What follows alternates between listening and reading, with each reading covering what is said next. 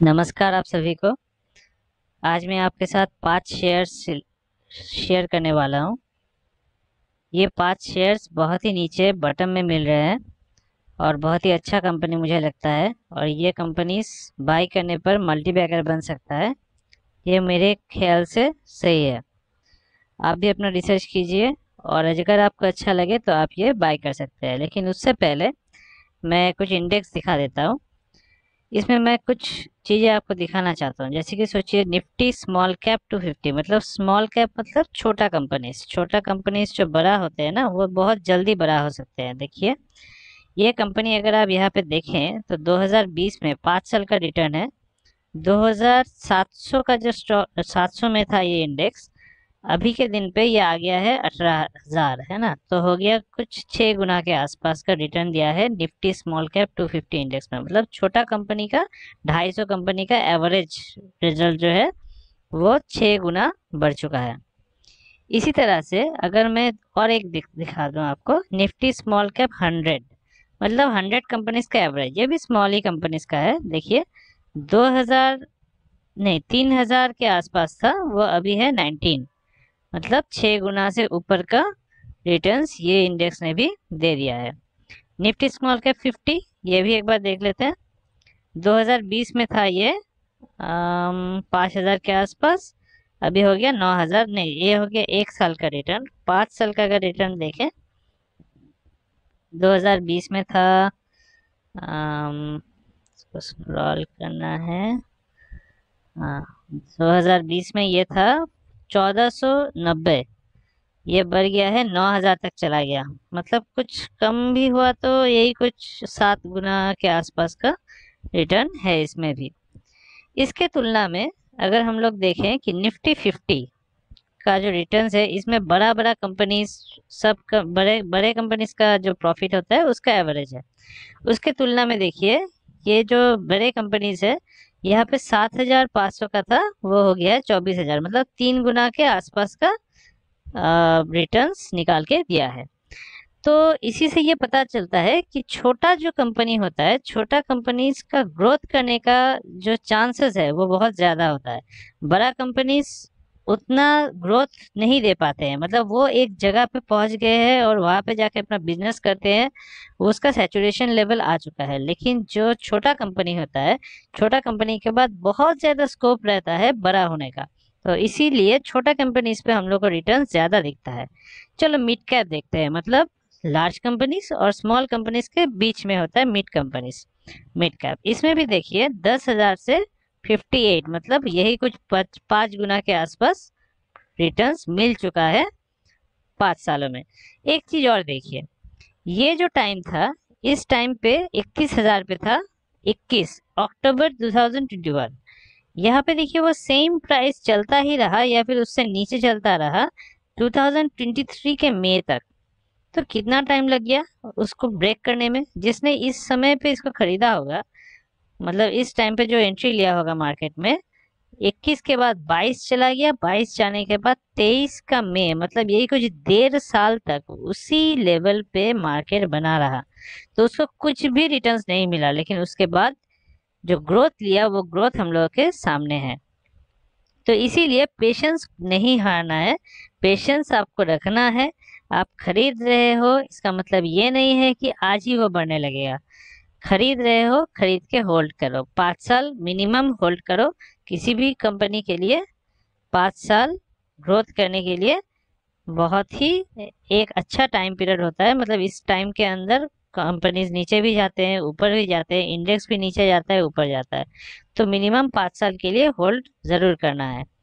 तो यही बोलने के बाद अभी मैं आपको दिखाता हूँ पहला company, Dream Fox Services Limited. ये देखिए इसका मार्केट कैप बहुत ही छोटा है, 2,415 है। ये इसका बहुत चांसेस है ऊपर जाने का, मतलब ये इसका ग्रोथ का चांसेस बहुत ज्यादा है। यह है largest airport service aggregator platform, enhanced airport experience to passengers leveraging a technology driven platform. Airport में सर्विसेज प्रोवाइड करता है। अभी आपको पता है कि एयरपोर्ट का सर्विसेज तो धीरे धीरे बढ़ने ही वाला है, और जितना भी एयरपोर्ट का ये सब फ्री सर्विसेज जितना भी आएगा, उससे ये कंपनीज को लाभ आएगा। अभी इन कंपनीज का बहुत ही डाउन टाइम चल रहा है, तो इस समय में ऐसे स्टॉक्स को ले लेना चाहिए जो स्टॉक्स में देखिए डेप्ट बिल्कुल जीरो है। डेप्ट उतना नहीं है, बहुत ही कम उसका लोन लिया है उस कंपनी ने। उसके साथ इसका जो स्टॉक पी है ये कम है इंडस्ट्री पी से, और है ये आरओसी और आरओई का लेवल्स 10 से ऊपर है, तो हम लोगों को लगेगा कि हाँ ये कंपनी ज्यादा अच्छा है। मतलब 10 से ऊपर रहे तो ठीक है, ज्यादा अच्छा है, ये कंपनी ऊपर जाएगा तो। और यहाँ पे देखिए पब्लिक होल्डिंग कम है, प्रोमोटर होल्डिंग, डीआईआई होल्डिंग और एफआईआई होल्डिंग बहुत सारा है। तो ये कंपनी मुझे इसीलिए बहुत ही अच्छा लगा। अभी इस कंपनी का थोड़ा और डिटेल्स देख लेते हैं। देखिए इसका प्राइस अगर मैं एक साल का कंपेयर करूं, देखिए एकदम बटन के आसपास है, ठीक ना। एकदम ऊपर था 560, अभी है 460 के आसपास, 100 पॉइंट का गिरावट है। 5 साल का भी अगर आप इसका चार्ट देखते हैं तो भी देखिए इस ये कंपनी अभी नीचे है। इसका प्राइस पी रेशियो अगर देखते हैं, पी रेशियो जब नीचे रहेगा तभी कंपनी इस पे हम लोग इन्वेस्ट करते हैं। पी रेशियो नीचे रहने का मतलब है कंपनी ओवर वैल्यूड नहीं है, अंडर वैल्यूड है। मतलब उसके प्राइस के हिसाब से कंपनी का जो प्राइस अभी हम लोग को मिल रहा है वो अभी कम ही है। देखो पी नीचे है, 1 ईयर्स के हिसाब से भी नीचे है, 5 ईयर्स के हिसाब से भी नीचे है। तो ये अभी लेने का अच्छा मौका मुझे लगता है। या अपना रिसर्च तो आपको खुद का करना है, आपको पता ही है मैं सेबी रजिस्टर्ड इन्वेस्टर तो नहीं हूँ। आपको खुद अपना रिसर्च आपको खुद ही करना है, करने के बाद अगर अच्छा लगे तभी इन्वेस्ट कीजिए। देखिए इसके इंटरेस्ट कुछ नहीं लग रहा है क्योंकि लोन नहीं है इसका। एक नीचे क्यों आया 281 से 321, सेल्स बढ़ा है, अच्छी बात है। ईयर ऑन ईयर में भी सेल्स बढ़ गया है। Net profit year on year में बढ़ गया है, थोड़ा सा कम हुआ है क्वार्टरली, इसीलिए वो अभी भी नीचे है। बस ये कंपनी बंद नहीं हुआ है, ये कभी भी ये छलांग लगाएगा ऊपर। ये देखो इसका टीटीएम बेसिस पे इसका सेल्स बढ़ा है। टीटीएम बेसिस मतलब 12 साल का, 12 महीने का एवरेज, मतलब पिछला 12 महीने का एवरेज। यहाँ पे देखो नेट प्रॉफिट 69 से 73, ये भी बढ़ गया है टीटीएम बेसिस पे। और एक चीज, प्रॉफिट ग्रोथ देखो, प्रॉफिट ग्रोथ जितना प्रॉफिट हुआ है उसके तुलना में इसने कुछ रिटर्न्स दिया ही नहीं है, तो पूरा रिटर्न्स देना बाकी है। यहाँ पे देखिए रिजर्व है 226 का, उसके तुलना में डेप्ट कुछ भी नहीं है। शेयर होल्डिंग पैटर्न तो और भी अच्छा मुझे लगा, जहाँ पे देखिए 66 है प्रोमोटर के पास, 3 है एफआईएस के पास और 9% सिर्फ है डीआईएस के पास। और डीआईएस में भी मोतीलाल ओसवाल का एक बहुत बड़ा शेयर है। मोतीलाल ओसवाल प्रोसेस्ड फंड इसका बहुत बड़ा शेयर है। ये कंपनी मुझे अच्छा लगा। चलो नेक्स्ट कंपनी पे चले जाते हैं। नेक्स्ट है रिस्पॉन्सिव इंडस्ट्रीज। ठीक, ये कंपनी में देखिए आरओसी और आरओई अच्छे लेवल्स पे है। स्टॉक पी 39 है, ये थोड़ा ज्यादा है इंडस्ट्री पी से, ये एक रेड फ्लैग लग रहा है अभी। यहाँ पे प्रोमोटर होल्डिंग अच्छा खासा है 58, डीआईएस भी है, एफआईएस भी है। इस कंपनी पे क्या काम करता है, polyvinyl chloride PVC based products बनाता है। पीवीसी बेस्ड प्रोडक्ट्स यानी जो भी हम लोग यूज करते हैं ना, जो हम लोग जिसको प्लास्टिक कहते हैं, उसी तरह का जो चीजें जो होते हैं उसको पीवीसी होता है। जैसे कि बहुत सारे पीवीसी के चीजें तो आपको पता ही होंगे, बहुत सारे बहुत कुछ बनाते हैं अभी पीवीसी का, बहुत कुछ आ जाता है मार्केट में। ज्यादातर प्रोडक्ट्स तो उसी का आता है, बहुत ही अच्छा रहता है। यहाँ पे देखिए रिस्पॉन्सिव इंडस्ट्रीज, ये सब इसका सब्सिडियरीज है। इतना सारा सब्सिडियरीज है इस कंपनी का यूएसए में। ये देखिए PVC flooring and synthetic leather, cloth, health care and hospitality, transportation, retail, sports manufacture, retail, real estate. Company is among the top 4 producers for phenyl flooring globally. ठीक है ना, वो जो मैट्स वगैरह जो फ्लोर में जो लगाते हैं वो भी पीवीसी का ही होता है। तो इसका जो कस्टमर्स जो है, कस्टमर्स भी आप देखिए अमेरिकन स्कूल ऑफ बॉम्बे यहाँ पे है, कंपनी है नारायण हेल्थ, वर्कर हॉस्पिटल, 7 हिल हॉस्पिटल्स, बहुत सारा इसका काम है। अब ये फाइनेंस कैसे करता है, मतलब अच्छा है कि नहीं है, इसका फाइनेंशियल रिजल्ट क्या है एक बार देख लेते हैं। देखो पी रेशियो देखो एक साल का एकदम नीचे चला गया ना, तो अभी क्या पी अंडर वैल्यूड लग रहा है कि ओवर वैल्यूड लग रहा है, अंडर वैल्यूड ही है। 5 साल के हिसाब से भी है और एक साल के हिसाब से भी अंडर वैल्यूड है। प्राइस देखिए, प्राइस भी नीचे आया है, सबसे ज्यादा एक साल में था 351, अभी हो गया 251 के आसपास, मतलब 100 पॉइंट्स का गिरावट है।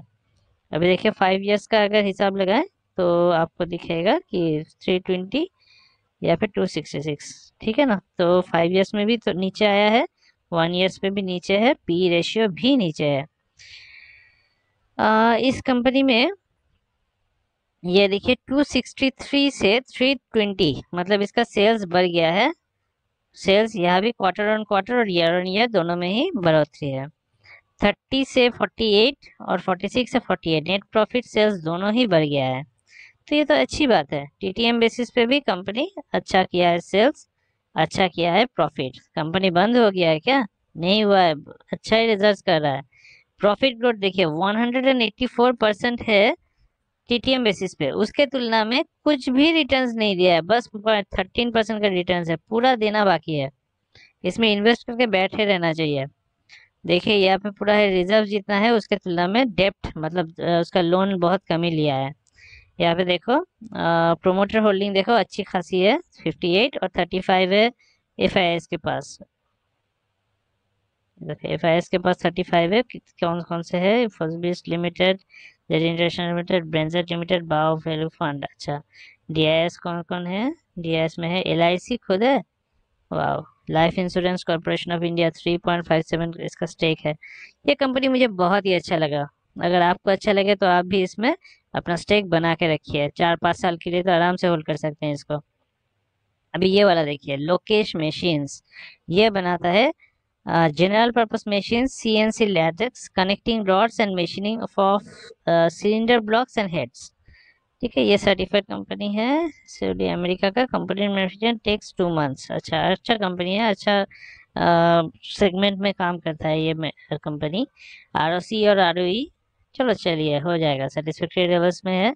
स्टॉक पी 45 है, इंडस्ट्री पी से थोड़ा सा नीचे है। पब्लिक होल्डिंग, अच्छा प्रोमोटर होल्डिंग 50, चलो चलेगा। यहाँ पे पी रेशियो देखिए बहुत कम है, अभी 45 नीचे चला गया 1 ईयर के हिसाब से। 5 ईयर के हिसाब से देखें तो भी नीचे आया है। प्राइस देखें, प्राइस 5 ईयर्स के हिसाब से नीचे है, 1 ईयर के हिसाब से भी थोड़ा नीचे आया है। 450 से 350, 100 पॉइंट्स का गिरावट है। और ये कंपनी कैसा रिजल्ट कर रहा है? ईयर ऑन ईयर तो 50 से 62 बढ़ा है, 0.76 से बढ़ गया है, लेकिन क्वार्टर ऑन क्वार्टर इसका थोड़ा डिक्लाइनिंग रिजल्ट्स है, इसीलिए इसका जो ग्राफ है वो नीचे आ रहा है। अभी देखो ये 294 से 306 मतलब बढ़ गया है 14 से 14, मतलब इसका टीटीएम बेसिस में भी उतना खराब कुछ रिजल्ट तो है नहीं, बढ़ेगा मेरे ख्याल से। ये 64% है इसका प्रॉफिट ग्रोथ, उसके तुलना में CAGR 95 है। तो ये कंपनी ने रिटर्न्स दे चुका है, लेकिन ये कंपनी आगे जाके कितना ज़्यादा और भी बढ़िया रिजल्ट्स करता है उसके ऊपर निर्भर करेगा कि वो कितना ऊपर जाए। वैसे तो इसका डेप्ट बहुत ही कम है रिजर्व्स की तुलना में, वो कभी भी अपना डेप्ट को चुकता कर सकता है, कोई प्रॉब्लम नहीं है।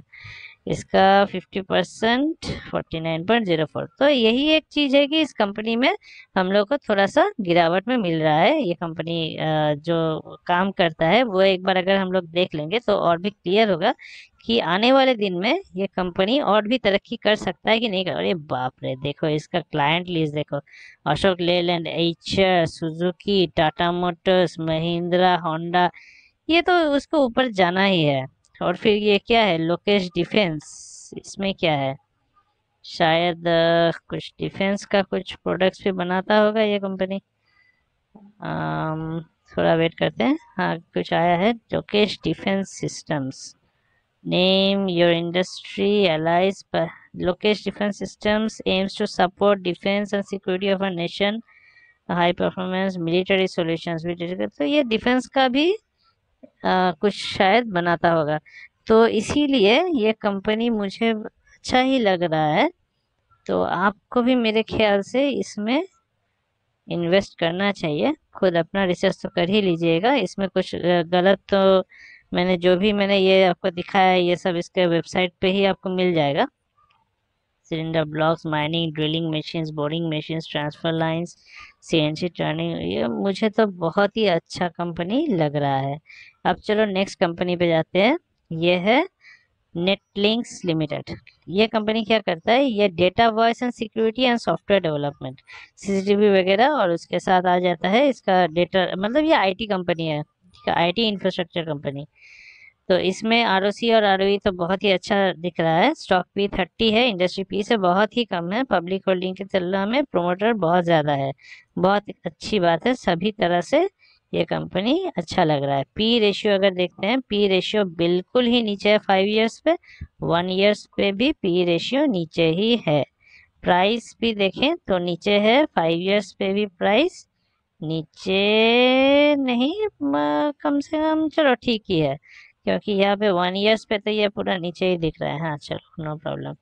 अभी इसके साथ डिटेल्स देखना है कि इसका रिजल्ट कितना है। 7.06 से बढ़ गया है, लेकिन पिछले क्वार्टर से थोड़ा कम है। 1.82 से अच्छा प्रॉफिट थोड़ा घटा है, 3.47 से भी प्रॉफिट घटा है, इसीलिए इसका प्राइस नीचे आ रहा है। टीटीएम बेसिस पे एक बार देख लेते हैं। टीटीएम बेसिस पे सेल्स बढ़ गया है और प्रॉफिट भी टीटीएम बेसिस पे बढ़ा नहीं है, कम हो गया है। इसी कारण से इसका प्राइस थोड़ा नीचे आ रहा है, लेकिन फिर भी इसने जितना प्रॉफिट दिखा रहा है, ये इतना सारा प्रॉफिट इसने किया है, उसके तुलना में उसने कुछ भी रिटर्न नहीं दिया है। ये कंपनी मेरे ख्याल से और भी आगे जाना चाहिए इस कंपनी को। 2014 ही है बस डेप्ट इसका, सेल्स के तुलना में तो बहुत ही कम है, रिजर्व्स के तुलना में। शेयर होल्डिंग पैटर्न तो अच्छा खासा है 54 का। डीआईआई इसमें कोई तो है नहीं, दिखा रहा है डिटेल्स नहीं है। चाणक्य अपॉर्चुनिटीज फंड, अच्छा ये कंपनीज क्या करते हैं उसका थोड़ा डिटेल्स और भी अगर मिल जाए तो अच्छा लगेगा। बस देख लेते हैं। ये नेटलिंक्स का वेबसाइट मैंने खोला है, ये आने में थोड़ा टाइम लग रहा है। हाँ आ गया। Your power to connecting you to the world. Netel provides B2B dedicated internet lease lines through a network built on world class technology। मतलब ये इंटरनेट प्रोवाइड करते हैं, ठीक है ना, ये इंटरनेट प्रोवाइड करते हैं। What is the understand parallel network solution, network lease lines, अच्छा ये नेटवर्क सॉल्यूशन ही प्रोवाइड करते हैं। केबल्स होते हैं, fibre, CCTV cameras, circular cameras, firewalls, cabling and wireless equipment, mobile app development, application development, manager services, web hosting, मतलब ये तो website बनाने का काम करता है। अच्छा इसका क्लाइंट लिस्ट है, मे हाईटेक, फिटजी, हेटेरो, विजय प्रकाश, अच्छा। तो मेरे ख्याल से ये कंपनी आने वाले दिनों में और भी ऊपर जाना चाहिए, क्योंकि ये सब टेक्नोलॉजीज तो अभी बस ही शुरुआत ही है। ये सभी टेक्नोलॉजीज आने वाले दिनों में और भी ऊपर जाएगी, और ये कंपनी डूबने का चांस कम है। ये मुझे इसलिए लगता है क्योंकि इसका डेप्थ उतना ज़्यादा नहीं है। ये अपना रिजर्व्स बढ़ाने के बाद ही अपना डेप्थ को अपने दायरे में रखती है। देखो धीरे धीरे अपना इसका जो रिजर्व्स जो है इसका डेप्थ से कम है, तो ये उतना डूबने का चांस तो उतना नहीं है। फिर भी अगर हम लोग रखते हैं फिर तो भी बहुत ही गिना चुना थोड़ा सा अमाउंट इसमें हम लोग रख सकते हैं। अभी चलो नेक्स्ट देखते हैं, हैप्पीएस्ट माइंड टेक्नोलॉजीज। आरओसी और आरओई दोनों ही बहुत ही अच्छे हैं। स्टॉक पी 52 है और उसके तुलना में इंडस्ट्री पी 40 है, मतलब इस हिसाब से तो स्टॉक पी बहुत ही ज़्यादा हो गया है ना। लेकिन पब्लिक होल्डिंग 45 है और बाकी का पूरा डीआईआईज, एफआईआईज और प्रोमोटर ने लिया हुआ है। यह भी आईटी सॉल्यूशन सर्विसेज का ही एक पार्ट है। हैप्पीएस्ट माइंड्स बहुत ही बड़ा एक कंपनी है और सॉफ्टवेयर कंपनी है, बहुत लोगों को पता भी होगा। प्राइस अभी इसका नीचे है क्योंकि अभी पूरा आईटी सेक्टर में ही ये चल रहा है, बहुत सारा कंपनीज का प्राइस नीचे ही चल रहा है। ग्लोबल बहुत सारे सिचुएशंस की वजह से ये होता है। तो जब कोई भी सेक्टर नीचे होता है तो उसका सारा कंपनीज भी नीचे ही होता है। लेकिन जब ऐसा कुछ टाइम आएगा ना, जब आईटी सेक्टर फिर से ऊपर बूम करने लगेगा तो सारे कंपनीज का प्राइस ऊपर बूम करने लगेगा। तो इसका पी और प्राइस इश्यू आपने दोनों देख लिया कि नीचे है। इसके साथ यहाँ पे जून क्वार्टर में 372 देखिए, सेल्स नॉट बैड, ठीक है ना, सेल्स तो नॉट बैड है।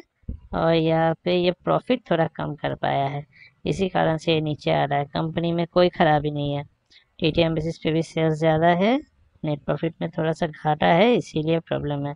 यहाँ पे देखो प्रॉफिट ग्रोथ फिर भी अच्छा दिखा रहा है। CGR मतलब इसका रिटर्न्स उतना नहीं मिला है, वो रिटर्न्स मिलना बाकी है। इस सेक्टर को ऊपर आने दो, जब ये ऊपर आने लगेगा तो ये शेयर भी भागने लगेगा। ये भी डूबने का उतना कोई चांस नहीं है, क्योंकि इसका रिजर्व बहुत ज़्यादा है लोन के तुलना में। अच्छा, और इसका 44%, 5%। अच्छा, DIS में कौन है? Pilgrim trustee private limited. अच्छा, FIS में कौन है? Government of Singapore. अच्छा, मॉर्गन स्टैनली इमर्जिंग फंड। अच्छा, गवर्नमेंट ऑफ सिंगापुर का स्टेक था एक टाइम पे। चलो, तो ये एक हो गया। और लास्ट ये कंपनी है, ये कंपनी मुझे बहुत अच्छा लगता है, लेकिन मुझे ये आपसे पता करना है कि अगर आपको पता है कि ये जीवन फाइनेंस स्मॉल फाइनेंस बैंक, क्यों ये कंपनी का सारा प्रोमोटर्स ने पूरा माल निकाल दिया है, तो आप मुझे कमेंट में ज़रूर बताइएगा। देखिए, इसने 73% का था प्रोमोटर्स, उसके बाद जून क्वार्टर में प्रोमोटर्स सब चले गए, सभी हो गया पब्लिक, और FIS को थमा दिया पूरा। ये कैसे हुआ, किस लिए हुआ, इसका कुछ डिटेल्स अगर आपको पता है तो कमेंट्स में ज़रूर लिखिए। मेरा इस वीडियो को लाइक कीजिएगा, सब्सक्राइब कीजिएगा, ताकि आपको इस तरह का वीडियोस और भी मिलता रहे, और इस तरह का स्टॉक्स का सजेशन आपको और भी मिलता रहे।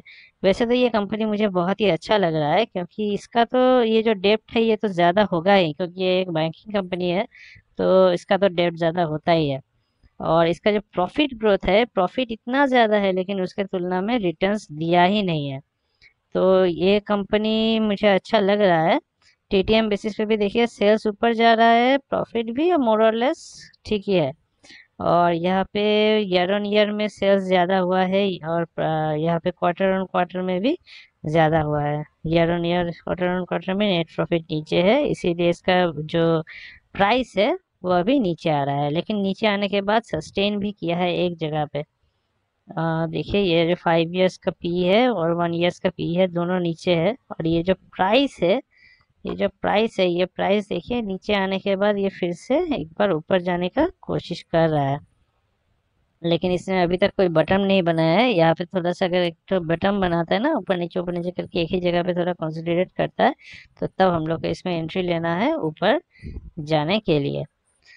तो ये कंपनी मुझे अच्छा लगा, लेकिन इसमें ये प्रोमोटर्स मुझे कंसर्निंग लग रहा है। मुझे पता नहीं कि क्यों ये प्रोमोटर होल्डिंग ज़ीरो हो गया है। आपको अगर पता है तो ज़रूर कमेंट सेक्शन में लिख दीजिएगा। तो इसी तरह से और भी मैं वीडियोस लेके आता रहता हूँ, अच्छे कंपनीज का, छोटे छोटे कंपनीज का, जो बहुत ज़्यादा ग्रोथ का चांस रखते हैं। तो आज के लिए इतना ही है, और अगर आपको वीडियो अच्छा लगे तो ज़रूर लाइक और सब्सक्राइब कीजिएगा। आप अपना खुद का रिसर्च तो कर ही लीजिएगा इसमें इन्वेस्ट करने से पहले, क्योंकि मैं कोई सेबी रजिस्टर्ड इन्वेस्टमेंट एडवाइज़र तो नहीं हूँ, तो मैं इतना सारा मैं आपको कोई एडवाइस नहीं दे सकता किसी भी कंपनी में इन्वेस्ट करने के लिए। तो thank you, good night, have a nice day, bye.